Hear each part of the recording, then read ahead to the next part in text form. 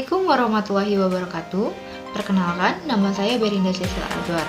Saya dari Kota Tasikmalaya dan NPM saya 24217011038. Di sini saya akan membuat video presentasi tentang pilkada yang terjadi di daerah saya, yaitu Kota Tasikmalaya.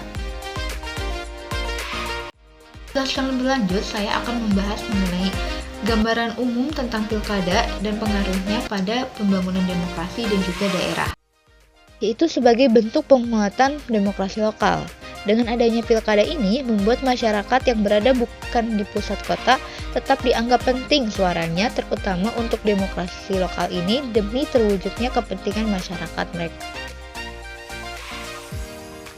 Tahapan pilkada 2024 tertuang dalam Peraturan Komisi Pemilihan Umum atau PKPU Nomor 2 Tahun 2024 tentang tahapan dan jadwal pemilihan gubernur dan wakil gubernur, bupati dan wakil bupati, serta wali kota dan wakil wali kota tahun 2024. Tahap persiapan Pilkada 2024 diawali dengan perencanaan program dan anggaran, serta diakhiri dengan pemutakhiran dan penyusunan daftar pemilih yang dilaksanakan pada Jumat 31 Mei sampai hari Senin tanggal 23 September tahun 2024. Tahap penyelenggaraan Pilkada 2024 diawali dengan pemenuhan persyaratan dukungan pasangan calon perseorangan. Yang kedua, pengumuman pendaftaran pasangan calon. Yang ketiga, pendaftaran pasangan calon. Yang keempat, penelitian pasangan calon. Selanjutnya ada penetapan pasangan calon, pelaksanaan kampanye, dan yang puncak intinya atau acaranya adalah pelaksanaan pemungutan suara. Disusul dengan acara penghitungan suara dan rekapitulasi hasil perhitungan suara yang dilaksanakan pada hari Rabu 27 November 2024 hingga 16 Desember 2024. Penetapan calon terpilih paling lama 3 hari setelah Mahkamah Konstitusi atau MK secara resmi memberitahukan permohonan yang terregistrasi dalam Buku Registrasi Perkara Konstitusi atau BRPK kepada KPU. Pada nomor 2, poin B, yaitu tentang identifikasi kandidat wakil wali kota Kota Tasikmalaya dan juga program unggulan mereka. Yang pertama ada Muhammad Yusuf dan Hendro Nugraha. Program unggulan mereka adalah usung kuliner jadi daya tarik wisata. Jika mereka terpilih, mereka akan memberikan pembinaan berkala kepada para pengusaha kuliner dan UMKM industri kreatif. Mereka juga akan meluncurkan aplikasi untuk meningkatkan daya saing di era perkembangan teknologi yang pesat, di mana mereka mengatakan industri kreatif perlu ditumbuhkan. Serta jika mereka berhasil menumbuhkan kuliner sebagai daya tarik wisata, mereka percaya hal ini akan membantu perekonomian Kota Tasikmalaya. Yang kedua ada Ivan Diksan dan Dede Muharam, di mana program unggulan mereka yaitu memberikan program bantuan dana pembangunan sebesar 50 juta rupiah untuk setiap RW yang dilakukan setiap tahunnya yang ada di Kota Tasikmalaya, dengan harapan terjadinya pemerataan pembangunan dan akselerasi pembangunan yang serentak di semua wilayah.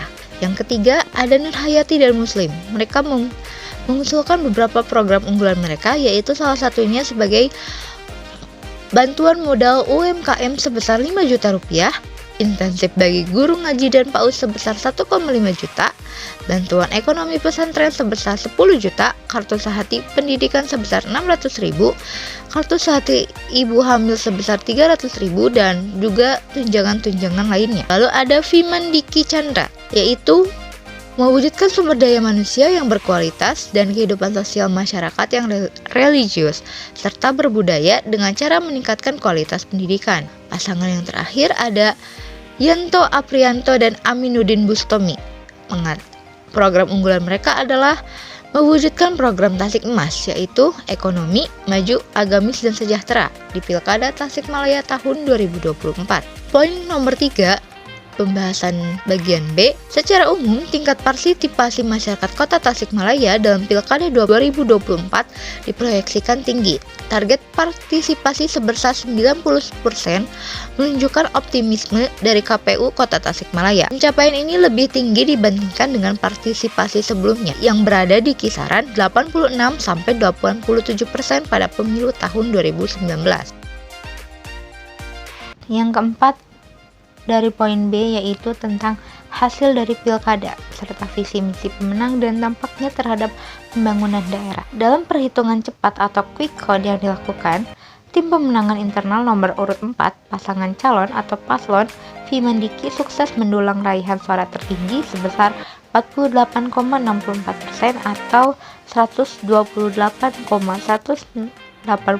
suara, di mana visi misi dari Vimandiki adalah visinya Tasikmalaya sebagai kota industri, jasa, dan perdagangan yang religius, inovatif, dan berkelanjutan. Misinya yang pertama adalah mewujudkan sumber daya manusia yang berkualitas dan kehidupan sosial masyarakat yang religius dan berbudaya. Yang kedua, mewujudkan ekonomi daerah yang berkeadilan, kuat, berdaya saing berbasis industri, jasa, dan juga perdagangan. Ketiga, mewujudkan tata kelola pemerintahan yang baik dan bersih. Keempat, mewujudkan infrastruktur daerah yang berkualitas dan merata. Yang kelima, mewujudkan pembangunan yang berkelanjutan. Dampaknya pada pembangunan daerah yaitu peningkatan ekonomi lokal, sebab Vimandiki fokus pada penguatan sektor UMKM, perdagangan, dan jasa yang untuk menjadikan kota Tasikmalaya lebih kompetitif secara regional dan nasional. Tujuan dari hal ini adalah untuk menciptakan lapangan kerja baru serta memperkuat ekonomi masyarakat. Yang kedua ada transformasi birokrasi dan layanan publik. Mereka mengusung reformasi birokrasi untuk menjadikannya lebih efisien dan transparan, sehingga pelayanan kepada masyarakat, terutama dalam pendidikan kesehatan, dapat ditingkatkan. Dan yang terakhir ada identitas religius dan modernisasi teknologi. Pasangan ini berkomitmen untuk mempertahankan identitas kota Tasikmalaya sebagai kota yang religius sambil mendorong inovasi teknologi yang mendukung pembangunan berkelanjutan. Pada poin C, saya akan membahas tentang tantangan yang dihadapi dalam pilkada tahun 2024 di kota Tasikmalaya, yaitu tudingan adanya uang politik di Bawaslu, di mana pada saat rapat pleno KPU Kota Tasikmalaya diwarnai dengan demo penolakan hasil pilkada. Kejadian ini terjadi pada tanggal 2 Desember 2024 di depan Hotel Grand Metro Kota Tasikmalaya. Saran untuk meningkatkan kualitas pilkada di masa mendatang, yang paling penting menurut saya adalah hindari bahkan tolak uang politik di kalangan para pengurus pemilihan pilkada ini. Pada poin D, yaitu tentang ringkasan hasil analisis, di mana pada pilkada 2024 ini calon wali kota Tasikmalaya terdapat 5 pasangan, di mana pilkada ini memberikan pengaruh pada pembangunan demokrasi dan juga daerah di kota Tasikmalaya. Dari segi demokrasi akan membuat partisipasi masyarakat lokal atau warga kota Tasikmalaya ini tetap terjalin, tetap terwujud gitu. Nah, dari segi pembangunan berasal dari visi misi pasangan masing-masing. Contohnya salah satu pasangan yang menargetkan wisata kuliner sebagai sebagai wisata di kota Tasikmalaya. Nah, dari hal tersebut itu akan memberikan dampak kepada kota kita, dan jika berhasil diwujudkan maka tentu saja peningkatan ekonomi di daerah kita akan meningkat. Pada poin terakhir yaitu kesan saya terhadap proses pilkada di daerah kota Tasikmalaya atau di kota Tasikmalaya. Menurut saya pilkada kali ini cukup kompetitif karena kita memiliki 5 pasangan calon wali kota Tasikmalaya tahun 2024. Serta pada pilkada kali ini mereka mengambil hati masyarakat dengan tema religius, di mana kelima-limanya menerapkan kata religius dalam visi mereka. Mungkin cukup sekian dari saya. Apabila ada kesalahan, wassalamualaikum warahmatullahi wabarakatuh.